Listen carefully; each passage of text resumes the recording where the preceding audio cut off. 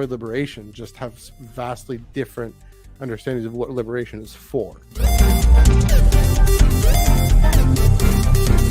I haven't seen this much importance and attention.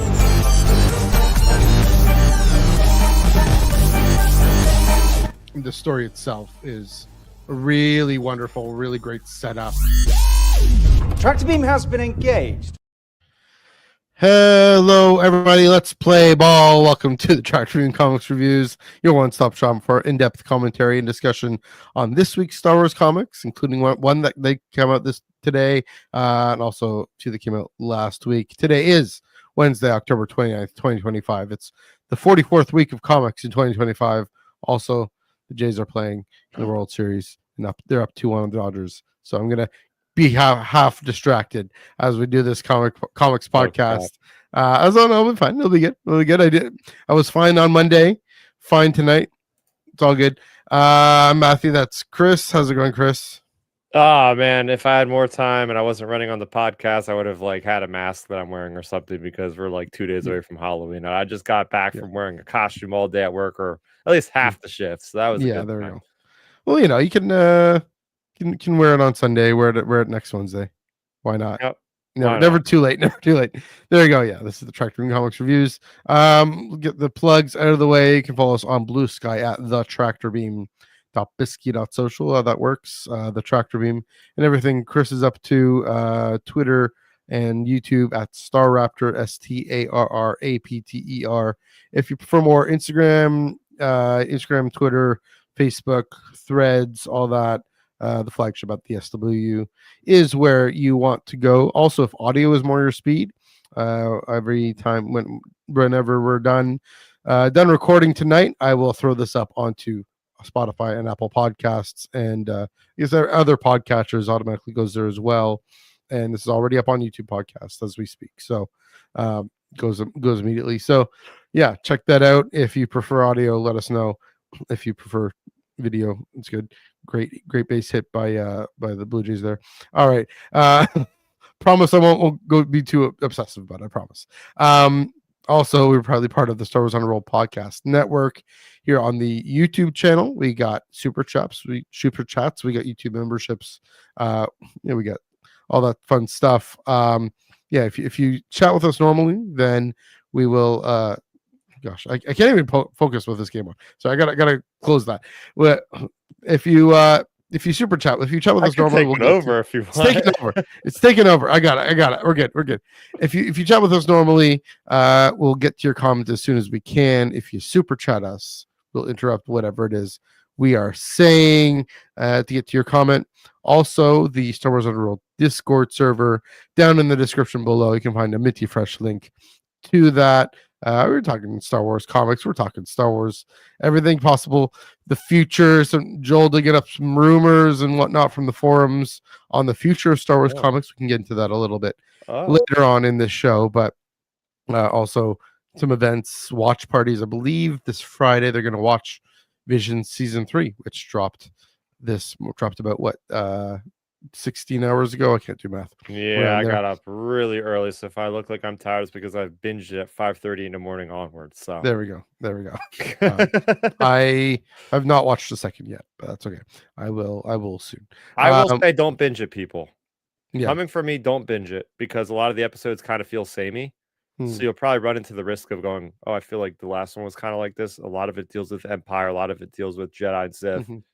One negative I have about it is, can we please just maybe get more inspiration? I know they have creative ideas, because there are a couple episodes in there that are really outside of the box. Yeah, but most of them feel samey. So I suggest you don't rush through them. It's not like people are spoiling the stuff or anything. I just like to watch it fast, but maybe watch 2 a day. Yeah, good call. And that might be the best way to digest this kind of content. But go for it. Sorry for digressing. Yeah, no, that's good. I was going to ask what your non-spoilery thoughts were. So there we go. Did you watch all of them, or did you watch a bunch of them? You watched all of them. Okay. Yeah, there's 9, and they definitely brought up the duration. Most of them are actually at a Clone Wars length episode. There's maybe 2 of them, and the last episode, oh my gosh, it's good. Yeah. Oh, no. I feel like you have to be in an altered state of mind. No, seriously. Yeah. It's a psychedelic, like fever dream kind of tone poem-esque thing that I don't condone being inebriated or anything like that, but I can't find that but maybe most people would enjoy it if they aren't on a on something or another, because it's weird. It's very So what you're weird. saying is it's best watched at the Friday night of New York Comic Con, is what you're saying. Yeah, exactly. Yeah, There we go. It's, Yeah, I mean, we got a comic coming up that's pretty darn trippy. So get into that yes. in just a bit. Yeah, so I'll probably watch. Yeah, I could call it 2 episode maybe over lunch breaks. Now that we're not doing this podcast on lunch breaks, we haven't done that in a while. But yeah, I will definitely get into that as soon as I can. But yeah, we got 3 comics tonight. One of them came out today. No, 2 of them came out last week. I'm gonna start off with Jedi Knights number 8, written by Mark Guggenheim, art by Madabek Muzabekov, colors by Luis Guerrero, letters by VC's Clayton Coles, cover by Madabek Muzabekov and Jesus Abertov. The most unusual issue yet. Meet Suna Taj, a young girl who is strong with the Force, who's in great danger, kidnapped by a group of pirates.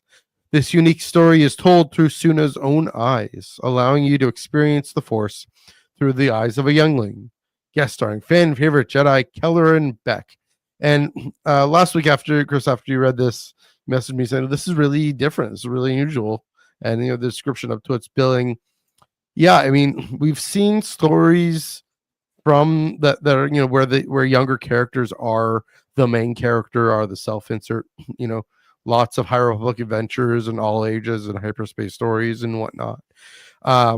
Young Jedi adventures, etc.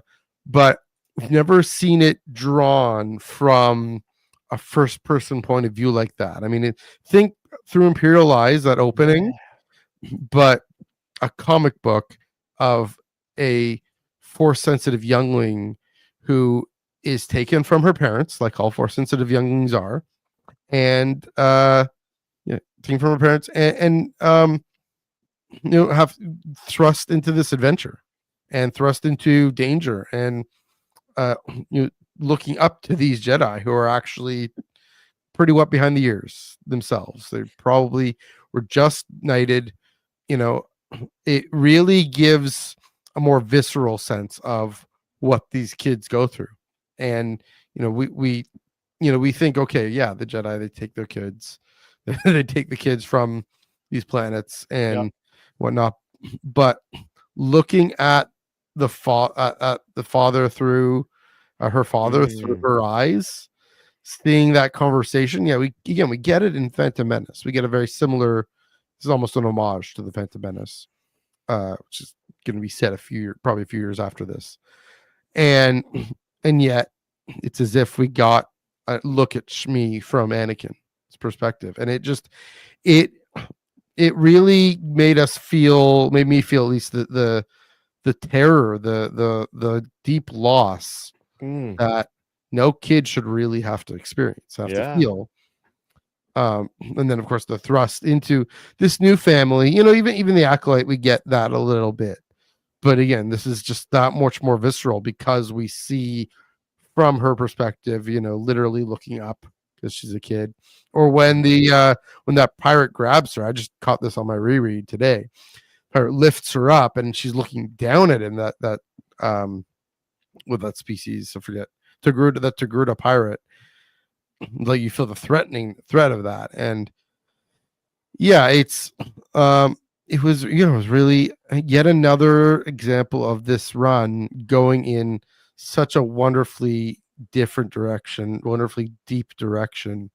I really love the anthology nature of this and the things that they can explore.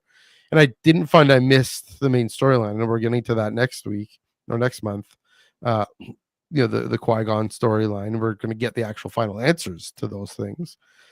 But I'm like, okay, this is a great standalone kind of anthology issue, and I'm here for it. So yeah, definitely worth checking out. Definitely glad that they gave Mark and Madabek and Luis and them the freedom to take this and run with it.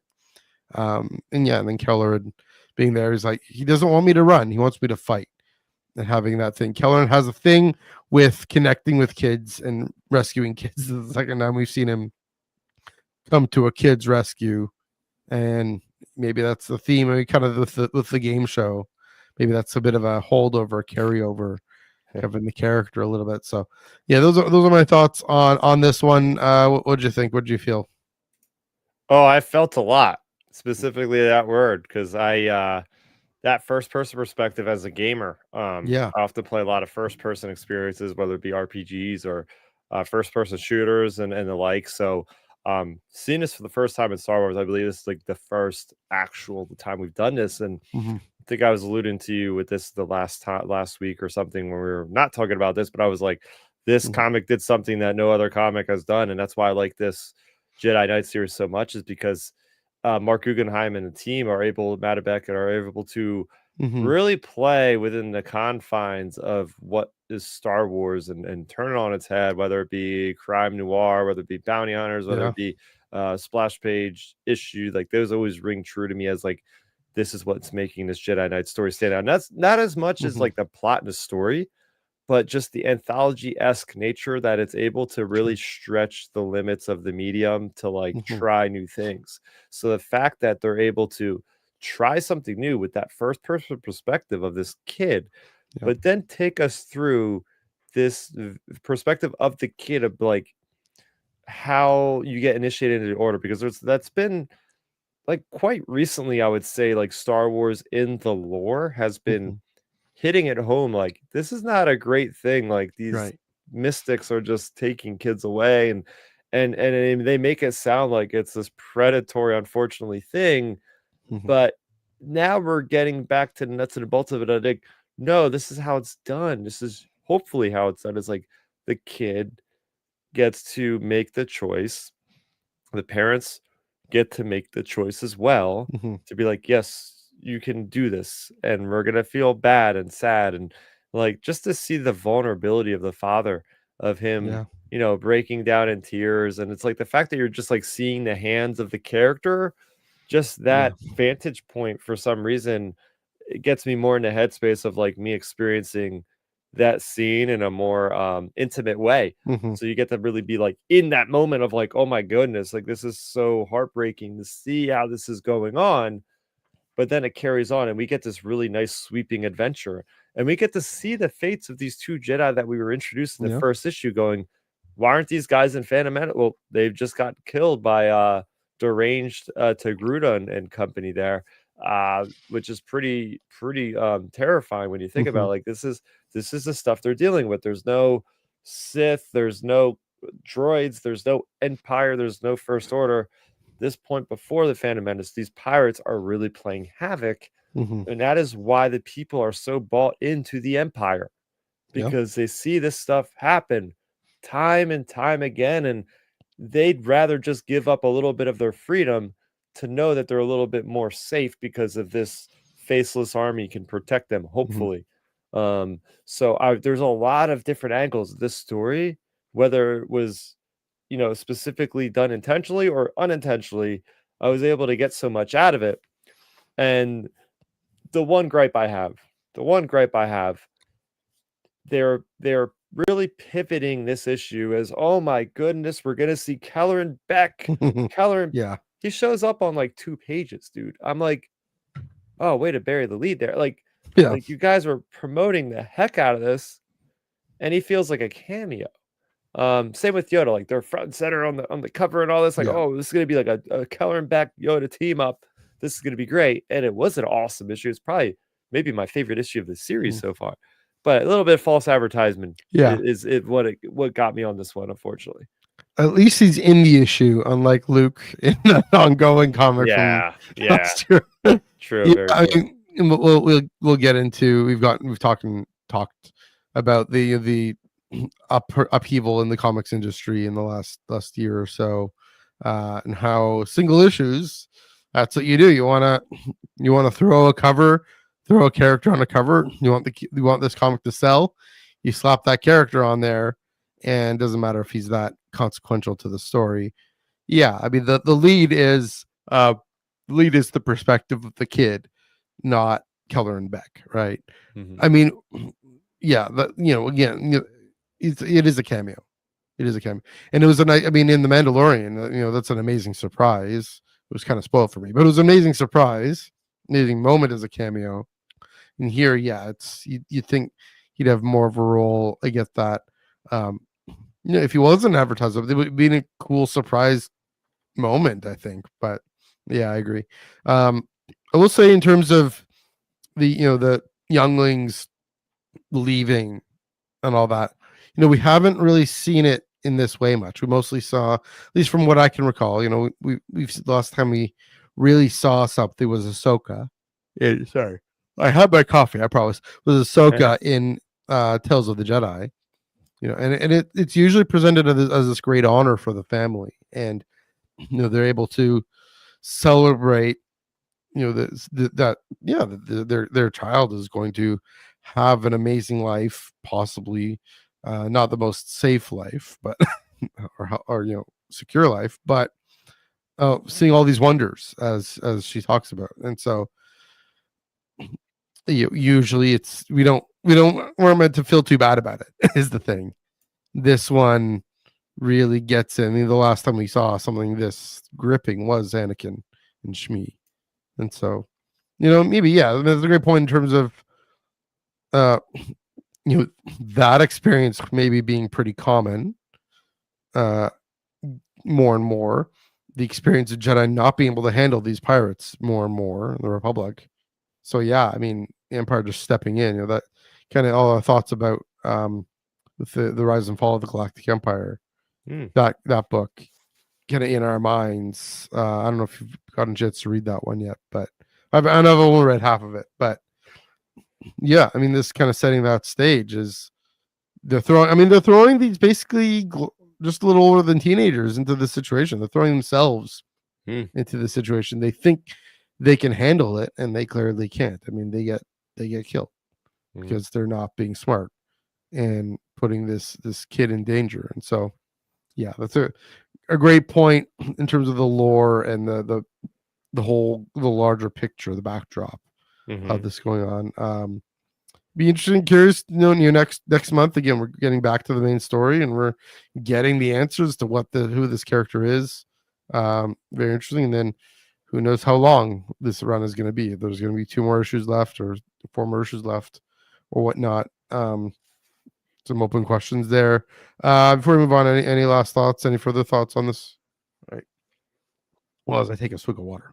There we go. Yeah, man. I just enjoyed the whole premise, the whole idea of let's use perspective as a storytelling device really intensely in this one, and it worked off well. Yeah. I like the splash pages guys' thoughts. Is that they can take a pause and then have another season, a season 2 of this one would be a good idea. Just because, yeah, I mean, it's a great concept. Mark Guggenheim keeps Clone Wars. Yeah, that works too. Mark Guggenheim churning out these ideas. I mean, maybe that's kind of when you do the Anakin Obi-Wan thing. I don't know. I keep calling for that. All right, let's move right along to my comic I was really anticipating here. Tales from the Nightlands #2, written by Kevin Scott. Brilliant art by Vincenzo Riccardi, both art and colors by Vincenzo Riccardi, letters by Comicraft's Tyler Smith and Jimmy Betancourt, cover by Francesco Francavilla, of course, concept by Francesco and Ian McCaig. After his defeat on Cloud City, Luke Skywalker is tormented by Darth Vader's revelation. Is the Dark Lord of the Sith really his father? But a nightmare suggests otherwise. Sorry. Luke can't resist the opportunity to investigate and comes face to face with the Nightlander. All right, let's rolling right along on this one. Chris, I'll throw it to you. What did you think of Tales from the Nightlands #2? Oh man, this one was another hit. I think this was right outside of the box. Like, this feels. I mean, you look at this thing. Oh my gosh, the coloring on this. Whoever's involved, I got to see who's involved with the coloring. It's Vincenzo. Vincenzo does both, I think. Yeah. Amazing artist. This stands out. Like, this could be up there with some of the best artwork we've seen of the year. because it's just so vibrant and it's so zany. And it's a fever dream. It's literally Luke having a fever dream here, and we're experiencing it. I love to see that costume of the yellow, good old yellow jacket, Commander Luke there, and just like you're trying to you're on this like vision experience where you're like, is this real? What's happening? This is not how the story went. What's going on here? Yeah, exactly. But then it starts to make sense, and we're getting amazing points like Anakin speaking with Luke, and we're getting the continuation. We know that this phenomenon happens in every 32 years or something like that, 32 years, where the cosmos align in this perfectly moment, and then it's able to, like, the ghosts kind of sneak through the periphery, and things like happen with the Nightlander. So it was neat how it was able to link up with Daisha. That's our connecting point. This character Daisha, this Twi'lek, is now obviously way older, and she remembers Anakin, and she knows that. I think it's interesting. She knows Anakin was actually Darth Vader, and this idea of how it ties in so well with that first story, but it's also Leia's involved there, and then this character can recognize Leia's power and thinks that Leia's more powerful than Luke. So there's like really hard hitting, like impactful moments in this that actually, if you obviously watch the movie and all this, you know like the significance of all this, and it's just something that it feels so unique and so original from what we've been getting. And I just think it stands really well on its own. So Leia being more powerful got me thinking of that from a certain point of view, that Yoda, me too. You know, that he thinks she's the chosen one, the Skywalker, to carry on the Skywalker legacy. And what's so amazing is that this book, taking two issues, numbers 1 and 2 together, are starting to be yet another reflection on the Skywalker legacy. I mean, Charles Soule's doing a banger job. Fellow Luminous author Kevin Scott going nuts and telling us the anxieties of passing on that legacy now. First of all, Anakin being the, not necessarily the chosen one, but certainly being like in Jedi Knights, a youngling with more power than they thought, and how to deal with that. And now Luke, faced just at that moment, just before or just after gotten that revelation, it really, I mean, so what Kevin's doing brilliantly here is using this as a foil, this Nightlander as a foil, as a way of teasing out the deep anxieties of these characters we know and love, but in such a fantastical way that really gets us into the moment. The Charles Soule ongoing comic, or even more, the Greg Pak comic really did a lot on Vader's side of this moment. This here, Vader feels so rejected, and his plans are kind of dashed or in jeopardy. And what do we do? Who am I? You turn me down here. We didn't so much get Luke's side of it, Luke expressing it, because I mean the story just went in different directions. Charles took the story different directions. So now we're getting, at least in this one shot, this Dark Horse almost kind of all ages one shot. I say kind of because dang, that art is a trip. Vincenzo, again, absolutely, I agree, absolutely stunning. Probably the best art. I'd say the best art we've seen all year. And when I saw this in San Diego, I was like, oh my gosh. I think when I talked about it, I was like, I'm really looking forward to just this art. I want prints of this. Yeah. It really, just like like Mustafar and like that planet Endor, that Endor system that Rey and Finn and them are on, that the Death Star 2 is on, the water there, and Ben Solo. Not Kefpir. Yeah, Kefpir. Yeah, that one. Just the way that it can really be used to underscore the internal turmoil, internal tension of what Luke is feeling, like you said, the fever dream, but that picks up when he's awake, the living nightmare of the Nightlander. And yeah, I mean, Cavan and Ian and Francesco have these great concepts. Vincenzo Riccardi absolutely nailed it, nailed the execution of it in such an imaginative way that really, you talk about feeling, right? In the Jedi Knights one, really got you feeling this is something else. This is, I mean, there were 2 days off of Halloween. This is spooky season. Yeah. And just how creative, how imaginative it can be. That this question of how Luke feels with the potential that Darth Vader is his father, right? And of course, as you mentioned, Leia being there to rescue him, being there by his side, and the children of Anakin Skywalker and Padme Amidala are there. Luke and Leia, these Bond twins are there to take care of each other.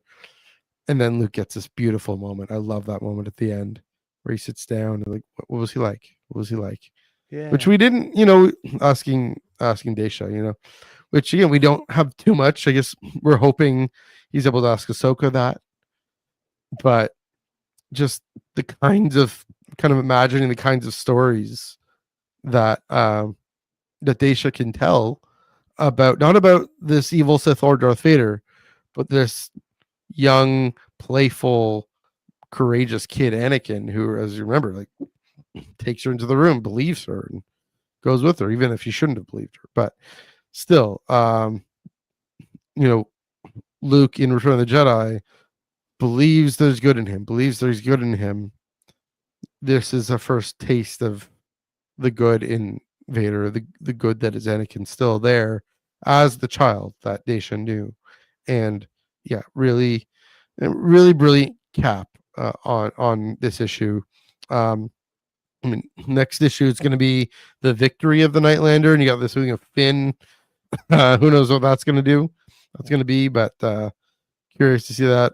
We have any further thoughts on Tales of the Nightlands number 2 or number 3?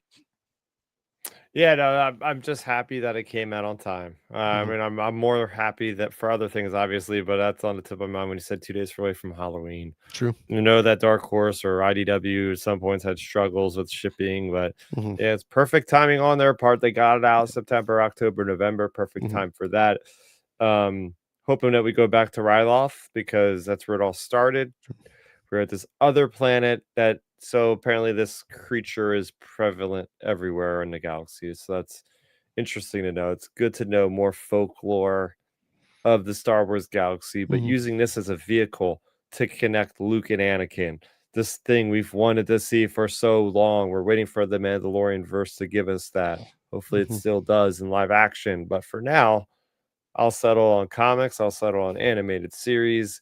I'll settle on novels like we did with Shadows of the Sith. Yep. So there you go. That's another nice moment that us fans have been waiting for. Or we get a little bit there. So yeah, definitely. In the 3-issue run, it'll make sense. I mean, it's this nice trilogy.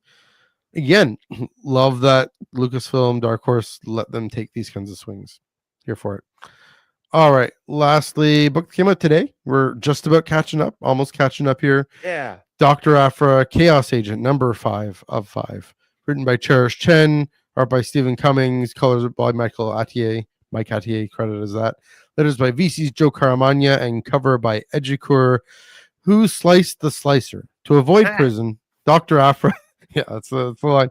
Dr. Aphra became an agent of the New Republic, but to keep her in line during her parole, they had her electric tattoos locked. But who could do that to the galaxy's greatest slicer? The answer will shock you. This sounds like verse for number 2, but that's okay. The answer is, of course, her sister that we learned at the end of issue number 4, her sister Dellen, Aphra. And yeah, in this one, she goes around trying to find her, trying to supposedly continue her mission. I want to talk about the ending because I thought I would be disappointed by an ending like this, that she ditches the New Republic. Dellen reactivates her tattoos. Which means she's basically free. She doesn't owe the New Republic anything anymore. because that was the deal, was that she'd be able to come back. But now she can ditch them. And yeah, I was expecting to be disappointed because I'm like, okay, is she chaotic good now? Is she gonna be part of the New Republic? And here she seems like she's sailing off into the sunset once again. This time with her sister, as opposed to Magna and Santa. But yeah, I mean, she was always the chaotic part of it more than the good part of it. Doesn't mean she isn't going to be nefarious enough for her own interests anymore, but she just needs that freedom. She really seems to. And okay, I think she may be able to come back, although now she's kind of on the run from the New Republic, so she's kind of wanted. But the end, and of course it says that the blue box says end, so that's why we say a 5 of 5, issue 5 of 5. I thought it finally, I think we both agree, it finally ended in a satisfying way. Knowing this is it, yeah, it felt like, okay, this is a 5-issue run, kind of getting her into the New Republic and then out of the New Republic. I don't think it was intended to be a 5-issue run. Probably was meant to be longer, but ended early. Leaves room for more. It does leave room for lots more story, but like I've been saying, I think she needs a bit of a vacay. I think we need a bit of a break. Leave on a high note. Yeah. At least the Alyssa Wong run was the high note. This one, I think, was okay. Why do we have this run? To introduce the sister, basically. I mean, I think that's the answer. And that's the thing with Chelly, is her family connections have always been these interesting wrenches in her chaotic neutral, chaotic evil. You're kind of being wrenches in her habit to self-interest. And again, I mean, and I include Magna and Santa in that, of course. That girl she kind of stuck with on that planet because Ebizan and Pandababa have this I think it's Ebizan and Pandababa, that this experiment running. Even Santa and then her father. So yeah, it leaves room for more. The last 2 issues I enjoyed because it's a cool character, a cool possibility of the sister Nellen coming in. But I mean, this would have been a transitional issue. It's basically what it is. But no, it's leaving it off where we left off. And Dr. Aphra Chaos Agent number 5 is done. Again, I enjoyed the issue. I guess it wasn't terribly deep, except for I won't say that. I really loved that's the thing with Aphra, with family, delving into her backstory, delving into her childhood, just seeing these flashbacks. Even if what happens, she just gets this trick about warming up this battery or whatever. It's, there's this bond that she had with her sister that she no longer has. And we don't fully know why. I guess we kind of learn a little bit, but that got to more depth. Yeah, I mean, it does leave me wanting more. It does, but also at the same time, I'm good with a bit of a break on Chelly, Dr. Aphra Chaos Agent. So yeah, those are my thoughts. What did you think of this one and of the run as a whole? Oh, just in time. For the last 40 minutes, I was frantically looking for the file that I saved my thoughts on. There we go. Yeah, but I literally pulled it up like 10 seconds ago. I found it. Right. There we go. But I basically all these things I was going to say anyway. First of all, start with the funny thing first. A dangerous gonk droid. I really like. Oh yeah, this gonk droid that was so physical, just like using its force to just knock people over. I mean, I just watched a whole bunch of Visions episodes today. What is one thing that happens in Star Wars all the time? We get introduced to new droids that do every time almost something new, something unique, and that's what I love about Star Wars. All the droids, give us all the droids. And I was going, oh, not another gonk droid. I feel like we've done this with the Bad Batch, and that thing doesn't really do much in that show, but this one does. So yeah, I like that a lot. This does. I thought it was interesting. I know for us it seems like oh, Aphra was in and out of the New Republic. They do make a note specifically she was in there for about a year at this point. Sure. So that's a significant amount of time for a character like her. And again, that's them putting that in there saying, oh, we probably had more stories we were going to tell. We had to speed it up. So let's just like make the insinuate here that she was going on many missions, not just like 5 missions in this time frame. So it's good to think about that. But I like what, Aphra was saying to her sister and like giving her wise words of advice about how, and we know it's Luke who she's referencing and saying like she met this person that really showed her a different part of life. Yeah. That it's okay to be part of like an organization and it's okay to feel the safety of that. And wouldn't you want to feel the safety of that because you're gonna have these people after you all the time? And then it's like a nice rebuttal from Dylan saying, and her codename is Eterna, that Aphra can be a good person. And I think that's enough right there. I think that's enough of what maybe this comic run could have done a better job of showing us that month to month with the issues, with more of the anthology spacing that it was in this run. But if you want to say like, okay, like what was the point of this at the end of it? I think they summed it up pretty well there. Like she had a bit of an arc where it's like, okay, she became a joiner, which we never thought that Aphra would really be. And overall, she is a good person. She's not working for the Empire. She's not doing these crazy, devious, devilish things anymore. It's like she's found a different part of life at this point of her, a different way of dealing with things in life at this age, which I thought was pretty cool. So I liked, again, the flashbacks were great. See, this is stuff we should have been getting, in my opinion. Like, I feel like they held out to the last issue, knowing it was the last issue. It's like, where was all this cool introspective stuff 3 issues ago when I was going, it feels like a story of the week kind of thing, So, yeah, I mean, overall, I think this is the best way they could have ended a series that I felt relatively lukewarm, no pun intended on that one. So, yeah, I mean, and it goes down, and this is where I made like almost like groaned out loud when I was reading the comic.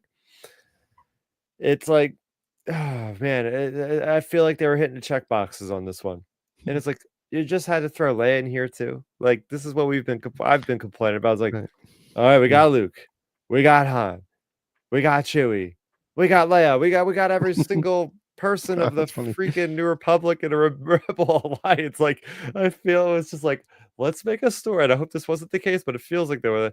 Let's make a story of Dr. Aphra where every issue she's running into one of the big original 3 characters. Like, oh, we checked that off the list. Now we know how all these characters act around Aphra. And I just felt like that was very forced with this series. And maybe that turned some people off. And maybe that's why it didn't get the numbers that it maybe should have to go to issue 10 and issue 12. Yeah, so those are my rather concise thoughts on this issue. Yeah, I mean, I guess I didn't mind Leia in this. It made sense, I mean, kind of the oversight. I guess it didn't have to be like, could have been some other New Republic person, but who's gonna give her the chance, give her the second shot or whatnot. Yeah, that dialogue with her sister. I mean, maybe that's the answer. Is why I felt okay with her choice, because the question, sorry, of this whole run is, what does it look like for Chelly to be good, to be working for others and working to make the galaxy a better place? And what it doesn't look like is her being captured by the shady organization called the Daggers against her will. If she joined up willingly, that would be something. But she needs that. She's the type of soul who needs that freedom, needs that ability to have the choice to go or to stay. And I think, if we got more story, it would have been playing with that dynamic. We would have seen her maybe see, okay, she can be even better if she's willingly chipping in, willingly joining in. That Luke, gives her this advice, but she has to make it her own. She has to make it for what works for her. Luke, I mean, even Luke's a joiner, but even he goes off on his own, right? That's something we're kind of questioning. If we had more in the ongoing run, maybe have seen that as well. But yeah, it really comes home for Chelly that the different. I mentioned the family connections. For her, if she's going to join anything, it's someone who it's with her close personal connections, and she doesn't necessarily have that in the New Republic. Maybe that's why she was trying to get her sister to join, right? To say, "Come with me," then it'll feel more like home. But at the end of the day, home is where her family is, her people are. Yeah. But yeah. Again, wish we could have got more. Could have gotten more. I agree. The whole character of the week. I liked the Luke stuff. I thought was fine, but then we got Chewie and Han in there. Okay, whatever. Yeah, I get where you're coming from there. Yeah, it's such an interesting time. It's such an interesting time for comics and Star Wars comics. Because yeah. I mean, we're talking about this week to week. It's deja vu is hitting me all over again, Matthew, because it's like we were here a year ago going, where's the ongoing? We know they got it. We know they're working on it. And I feel like in such a quick turnaround, we're going, oh no, like the ongoings are basically over. What are we doing here again? And we're in that same spot that we were a year ago going, oh, I'm so eagerly anticipating. And then we're kind of going like, what went wrong? Kind of in a way, like, why aren't these going longer? What's happening? And it's a weekly thing. I hate to gripe on it week after week here for the people getting bored listening to me going on with it. Yeah. But that's fair. I mean, maybe we should no, we'll just keep asking. What's next? What comes next? Just like the King in Hamilton. What comes next? There we go. Yeah, I mean, again, I go back to what Brandon said about how the local comic book shops are kind of recovering from COVID and from the diamond meltdowns. The distribution network itself is recovering and resetting. The Penguin, it's taken this year to reset. It's just all these runs were mistimed. They had to do something. Maybe if they had started in 3 months from now, they would have done better, because the industry's starting to build itself back up, or starting to get back to a place where it was. That being said, I mean, the Jedi Knights issue, the reason I brought that up is like the single issue market is desperate. That's the thing. It's just desperate to do these kind of gimmicks to make sales. Say, sorry, one sec. Kelleran first appearance or whatever. I don't know if it's first appearance on a comic, but having that variant, and they need to either figure out how to adapt the single issue market to more profitable storytelling, because that's the thing. Why even sell them as comics? Why not just have them as art prints at the end of the day, if that's all they're serving? I like single issues. There's enough of us who, I actually did get these single issues eventually. There's enough of us who go and want them, but like the physical copies. But the innovation in the digital market is growing by leaps and bounds. And you mentioned that app that came up a month or so ago, and different ways of reading comics on your phone, and different kinds of different things, so, or a tablet or whatever. So I mean, that completely bypasses the distribution, right? If the internet is the distribution network, who even needs Diamond, you'll need Penguin, because we'll still be around with the collected editions and the graphic novels, folks who want to sit down and read a whole story like that. But yeah, it's we'll see. I wonder where we'll be in 5 years, if we'll be back to long runs like that or whatnot. Because this year has been just a weird year. So yeah, I hope so. We'll see what happens. Nice. On that note, next week, still got single issues next week. One that came out today and one that's coming out next week. Again, I mentioned Legacy of Vader number 10. Yeah. I believe with Mr. Kylo Ren in Vader's chamber thing in the Castle Mustafar, like he has, like we see in Empire Strikes Back, kind of breathing chamber. That's that cover. And then Boba Fett, Black, White, and Red number 2. Now you've already read Black, White, and Red. So we'll save maybe your thoughts. What are you looking forward to with Legacy of Vader? Oh, okay. I mean, I'm looking forward to seeing how we're starting to see the end, because I think we kind of know like this is the last third of this whole thing or so. So I mean, it started on Mustafar basically. It would make sense if they kind of ended it around here or coming around full circle. Remember, there is that illusion that there's some kind of vault or something on the castle. Right. And that's what Vanier was basically training Kylo Ren to be worthy of this prize. So what could it be? So there's a lot of interesting different plot points around that I'm looking forward to digging into. So hopefully we see some of that at least. Yeah. It's going to be really fascinating almost to put up Tales from the Nightlands number 2 and Legacy of Vader number 10, because we know Luke is showing up, Luke's Force Ghost, gobbledygook, whatever, showing up in this somehow. Again, the anxieties about the legacy of Skywalker, and of course, how close might this be to the Rise of Skywalker, right? The legacy of Vader, but all of this, of course, moving towards the return of Ben Solo, not for Ben Solo, the return of Ben Solo.